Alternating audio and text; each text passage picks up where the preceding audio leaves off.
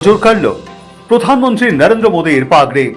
সোমবার সাধারণতন্ত্র দিবসের কুচকাওয়াজে এবছর এক ঝলমলে রঙিন পাগড়ি পরে দিল্লির কর্তব্য পথে হাজির হয়েছিলেন প্রধানমন্ত্রী।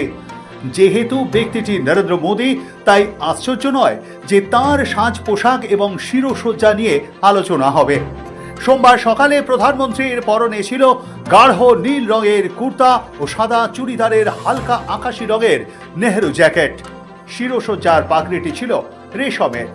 নানা উজ্জ্বল রঙের টাই অ্যান্ড ডাই করা বাহারি কাপড়ে ঝলমলে সোনালী রঙের জড়িতে বোনা নকশা।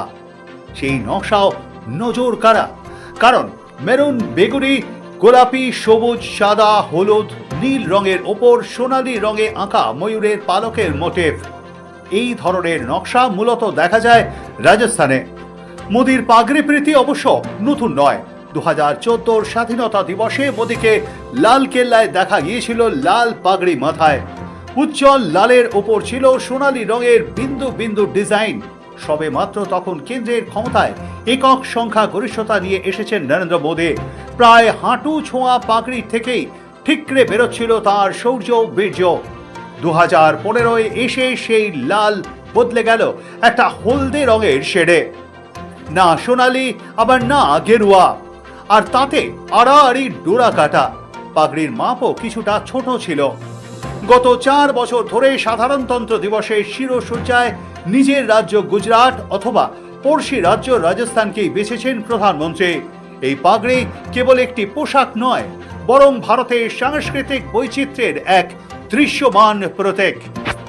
উত্তর থেকে দক্ষিণ, পূর্ব থেকে পশ্চিম, দেশের বিভিন্ন অঞ্চলে পাগড়ির রং, বাঁধার ধরন ও নকশায় রয়েছে আলাদা আলাদা ঐতিহ্য। ব্যতিক্রম ছিল 2022 সাল। সে বছর তিনি পরেছিলেন উত্তরাখণ্ডের টুপি। তবে শুধু পাগড়ি নয়, ভারতের 77তম সাধারণতন্ত্র দিবসের কুচকাওয়াজে এবারও নজরের কেন্দ্রে প্রধানমন্ত্রী নরেন্দ্র মোদীর পোশাক। নীল কুর্তা, হালকা রঙের নেহেরু জ্যাকেটে তিনি যেন আবারও তৈরি করলেন এক পরিচিত কিন্তু প্রতীকী দৃশ্য, যা গত 1 দশকে সাধারণতন্ত্র দিবসের অবিচ্ছেদ্য অংশ হয়ে উঠেছে। বিশেষ করে নেহেরু জ্যাকেট পরে একটি বিশেষ রাজনৈতিক দলকে তিনি পরোক্ষে বার্তা দিলেন, তা কার্যত স্পষ্টই। এবারের সাধারণতন্ত্র দিবসের মূল অনুষ্ঠান শুরু হয় জাতীয় যুদ্ধ স্মৃতিসৌধে শ্রদ্ধা নিবেদনের মধ্য দিয়ে। সেখান থেকে প্রধানমন্ত্রী যান কর্তব্য পথের দিকে, যেখানে অনুষ্ঠিত হচ্ছে কুচকাওয়াজ ও সাংস্কৃতিক পরিবেশনা।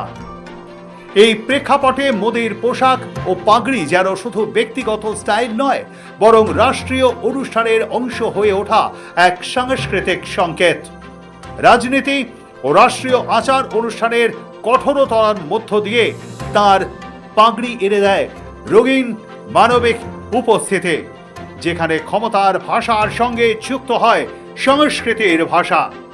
সাধারণতন্ত্র দিবসের কুচকাওয়াজ যেখানে ভারতের সামরিক শক্তি, প্রযুক্তিগত অগ্রগতি এবং কূটনৈতিক আত্মবিশ্বাসের প্রদর্শন, সেখানে প্রধানমন্ত্রীর পাগড়ি সেই দৃশ্যপটে যোগ করে এক ভিন্ন মাত্রা। ভারতের আত্মপরিচয়ের সাংস্কৃতিক রূপক। রাষ্ট্রের শক্তির পাশাপাশি সংস্কৃতির সৌন্দর্যও যে সমানভাবে গুরুত্বপূর্ণ, মোদীর এই পোশাক সেই বার্তায় বারবার তুলে ধরে। ব্যুরো রিপোর্ট, সময়, কলকাতা।